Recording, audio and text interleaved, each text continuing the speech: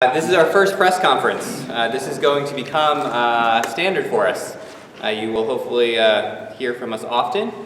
We would like, if possible, for this administration to be able to share with all of you what we're doing in a kind of timely manner and kind of keep everyone updated on some of our current issues and some of our ongoing issues and some of the issues that we would like to deal with as we move forward in this city. And really, we're going to take these initiatives one at a time and really be able to continue our progress. And so one of the issues that I wanted to first start off with today is to address the situation that has been ongoing for the last couple of years here in the city of Kingston, and that is related to the employment of Chris Ray. And so I would like to just let all of you know that in the last few weeks, my administration has been working with Mr. Ray and his attorney to discuss an end to the lawsuits that have been dealt with over the last few years.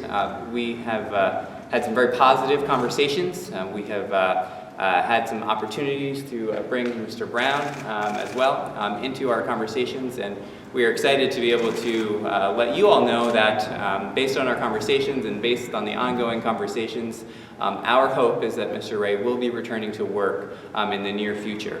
Right now, Mr. Dunn, Mr. Ray's attorney, has been meeting with Kevin Bryant, our new corporation counsel, and they are in the process of working out a settlement agreement, which we'll be providing to the Common Council in the coming weeks that will put an end to the situation. And so with that, I would like to again let you all know that this situation is going to be, we hope, coming to an end, and I am excited to be able to have Mr. Ray returning to work and in a position that we hope will be Assistant Chief.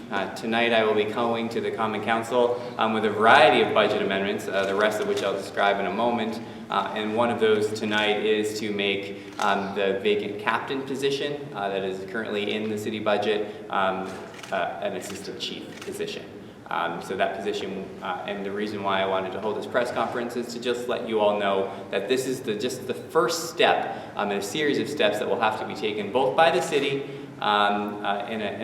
with Mr. Ray and his attorney to bring this matter to a close. This is something that we all feel is the right thing to do at this moment. We also feel, though, that this is something that we're going to have to work hand in hand in to be able to bring this matter to a close, both to just do what we believe is right for the city of Kingston. And so with that, I again want to let you all know that we will continue to keep you updated, and I will be working with the Kingston Common Council in early February to bring this matter to you with hopefully an agreed upon settlement agreement, and that will allow, with the contract, to bring Mr. Ray back to work, ideally in the first week of February. And so with that, I want to say thank you, and I look forward to working with you. That's it.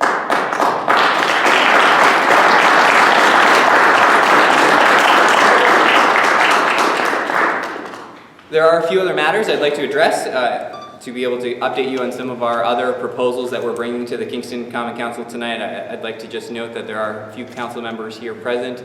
Alderman Doug Coop is the chair of the Finance and Audit Committee, and so tonight he'll be able to see in person all of my proposals, and I'm looking forward to working with him and Alderman Shabbat. Alderman at Large Jimmy Noble is also here in attendance today. And so with that, I just wanted to go briefly over a couple more of our projects and our amendments. After looking at the budget that was passed by the council and approved, that just recently got printed, so we've now got some printed copies. The website now does also host a digital version of the budget if you hadn't had a chance to see the adopted budget. I also wanted to just let folks know that we will be creating a part-time environmental educator position to help fill the role that I used to hold, to be able to continue to deliver the services needed in the Parks and Recreation Department as we move toward the spring and summer season, where it's important for us to make sure that that position is filled. And so we'll be asking the Common Council to allocate funding to do so this evening. Also, we want to be able to make sure that some of the changes in the Department of Public Works are also taken care of. Many of you have seen the budget process unfold, and many changes went back and forth related to the Department of Public Works. There was a proposal to eliminate the Assistant Superintendent for Sanitation, and one of the proposals that were floated about, we're going to be going back to the original 2015 staffing pattern in DPW, thus not eliminating that position. And so I'm asking the Common Council to basically change the budget to reflect that. We have I think a lot of work that needs to be done in the Department of Public Works to be able to move the department forward, and I think it's important for this new administration to be able to have a chance to see how the department works, to work with the superintendent, Mike Shupp, to be able to get a real understanding of what are the needs of the department, and then make decisions working in tandem with the Common Council. But for now, I think it's important for our delivery of services to be consistent and be able to make sure that we're meeting the needs of the residents today. And so in order to do that, we both believe that we do need to continue to have an assistant superintendent of public works, and so we just want the budget to reflect that. I also have one of the more exciting proposals that we've worked on in the last few weeks, and something I did talk a lot about on the campaign trail, is that we have decided to reorganize the Office of Economic Development and Strategic Partnerships. I have been working with Brenna Robinson, the Director of Community Development, and we have decided to merge the two departments, and so we hope to create an Office of Economic and Community Development, which will be headed by Brenna Robinson. In that department, we will be also adding a new grant manager. That grant manager will be responsible for managing and administrating all of our grants within the city, helping departments be able to write grants and helping them to be able to make sure that we are working with the Comptroller's Office to keep track of all of our grants and be able to report back to both the administration and the Common Council to the success of our grant programs. With that proposal, Lisa Bruck, who's been the clerk in that office, will also be transferred to the new Office of Community and Economic Development, and so I'm really excited to be able to be pulling together a team of individuals, all with some really great backgrounds that I believe will really be able to build our economy here in Kingston. And I think one of the things that we really do need here in Kingston is some more support for our business services. And so through this proposal, it will also set aside approximately $40,000 for us to spend to help assist our small businesses here in the city. We'll be coming to the council in the coming weeks with a specific proposal on how to spend that $40,000. But for right now, our most immediate and pressing needs are to make sure that this department is reorganized and that a grants manager is hired to be able to manage some of the grant funding that we currently have flowing through the city. And so that's, I think, a very important process, and it's something that I hope that I will have the support of the Common Council in doing,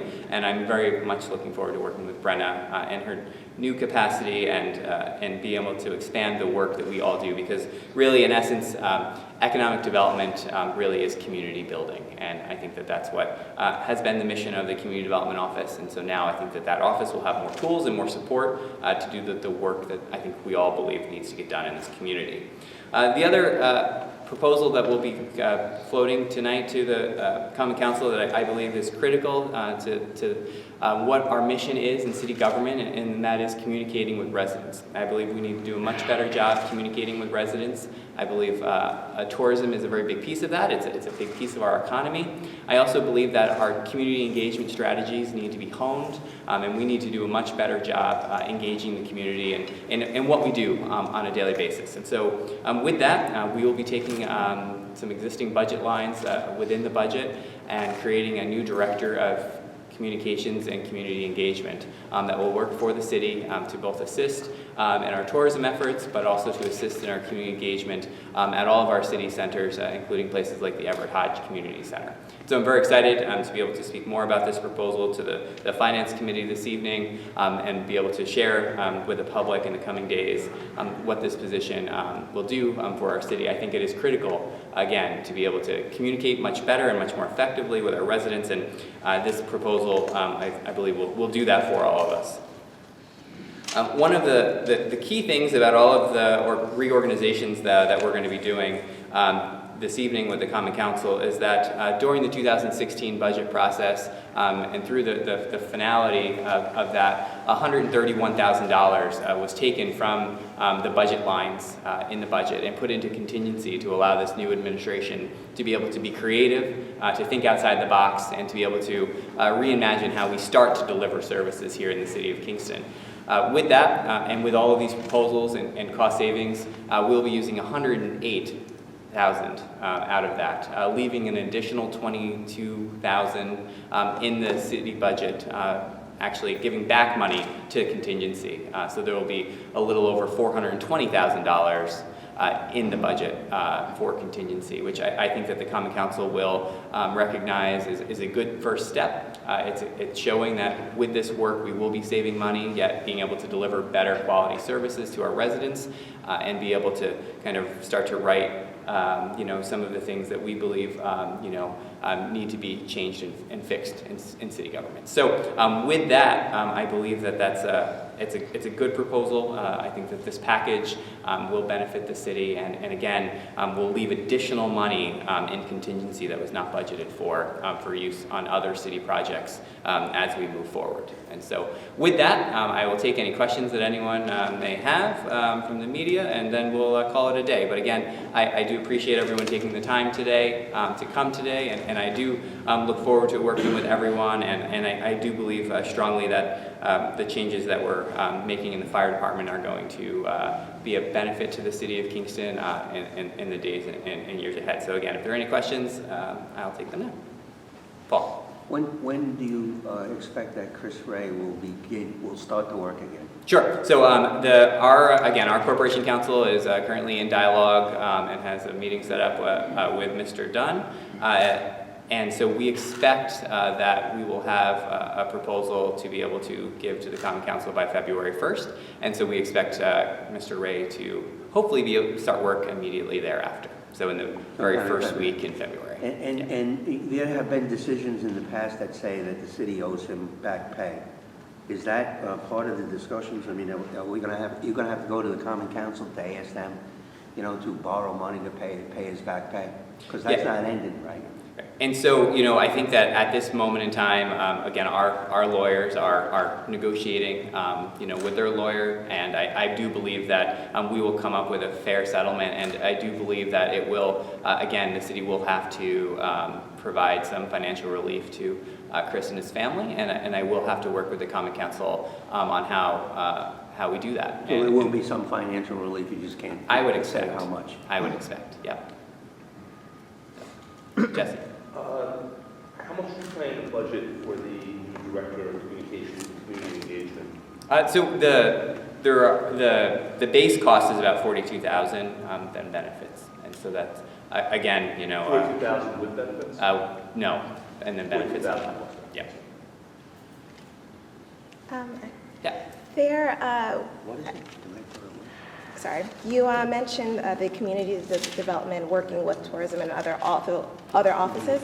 And you mentioned the Hodge Center. I know there's been a lot of talk about the Read and Write program there, sure. and how to expand that. Will this benefit that program at all? Sure. I mean, I think that one of the key pieces of communication and community outreach is making sure that our city is supported when we're doing our outreach for the Community Development Block Grant Program. We have many programs, including the one you just mentioned, that is funded by the Community Development Office.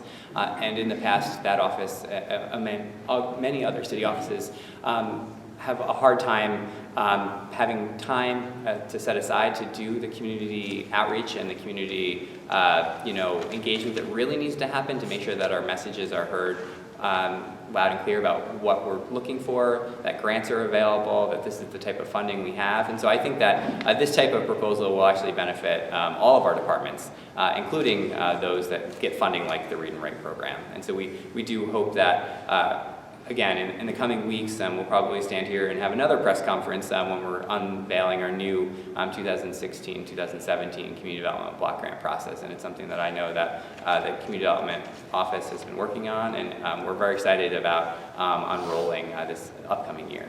So, yep. You said that you want to restore that assistant chief position that was eliminated previously. If that happens, that means Mr. Ray can be restored to his post without having to demote a currently serving captain? Correct. There will be no bumping with the restoration of the assistant chief position. What's the status right now with the Washington Avenue sinkhole and also this pike plan thing that's been brewing? Sure, there are a couple of issues out there that are still outstanding. The Washington Avenue sinkhole project is slowly coming to a close. We expect to have pavement on the street later this spring. When the paving season gets going, they will be also working on sidewalks and repairing people's yards and making the street look like a street again. But in the meantime, many of you have heard that there have been some potential damage to individuals' homes. Individuals have filed claim with the city for those situations. We have had our insurance adjusters out on site. They have taken that information and hearings are being held this week with individual property owners and the city's insurance's attorney. And we expect that decisions will be made on who will be culpable in those in terms of the insurance, and hope restoration will be made to those property owners that have been affected. I think that it's really disappointing to obviously have this long-term project be occurring for 4+ years in front of your home, and to have the type of construction that has happened in front of people's homes, and now to have even further damage to your home possibly because of this project. It has created some, the residents are, really being very gracious. I had a meeting with them a few weeks ago, and just this past weekend, me and members of the Common Council went and met on the site with residents and property owners and toured the site for some of the issues associated with it. And again, everyone has been, very. If it was me living there, I don't know what I would do. They have really been, very, very kind in how they've related about this project with us. And again, so we're trying to do everything we can to make it right. The pike plan, we have, I've had some opportunities in the past few days to read through the pike plan lawsuit that was filed at the end of December. Kevin Bryant, our city's new corporation counsel, started yesterday. So we have to give him some time to get caught up to speed on some of these issues. But we are looking at that issue and also just coming up with some plans on how to proceed. Does the council have to agree to create that assistant chief position? Or you could just do it? Yeah, so one of my proposals tonight is to refund the assistant chief line in the budget. How much would that be? So there will actually be, the way it works out, because it would say we're budgeting for it to start on February 1st. Because of the way the budget works out, it's actually, it's going to save the city $625. Because of the way the budget is working out. Right, but how much would the position pay? Oh, I think the position pays let's see.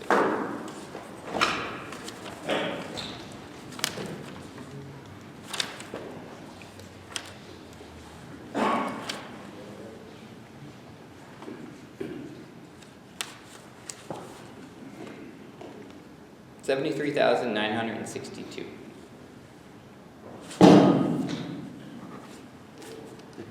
Yep. That's just the salary, right? That's just the salary. Yeah.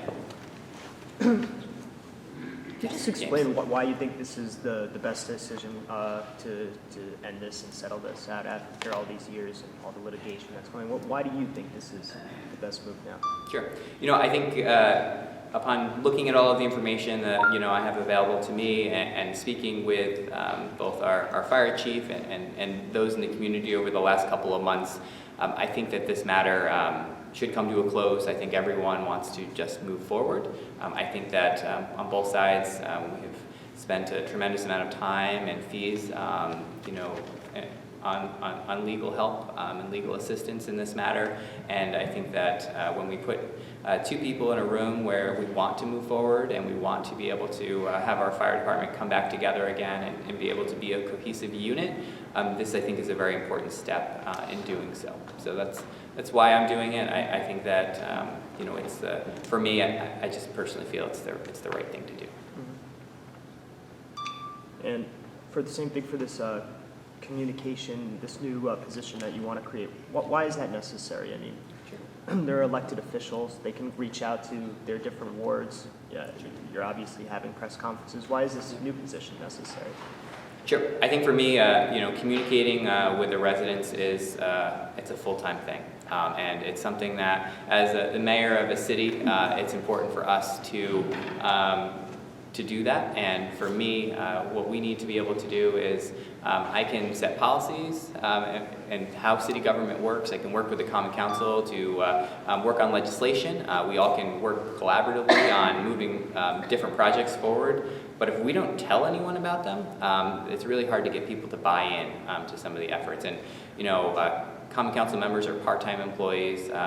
Not only am I a mayor, but I am a CEO of a $40 million operation with 300 plus employees. And so while I would love to have the time to post every single thing that the city is doing online, or to walk door to door and educate people about a public works project that's going to be going on in our neighborhood, I just don't have the time. And so I think it's important to take the money that we used to have in our tourism budget and take some of the other funds that we have set aside to community engagement in the budget, and really pull that all together, and to use some of the funds that the council gave me in contingency to make this proposal a reality. And I think in the end will greatly benefit the city and will really help all of us know what's going on here a lot better.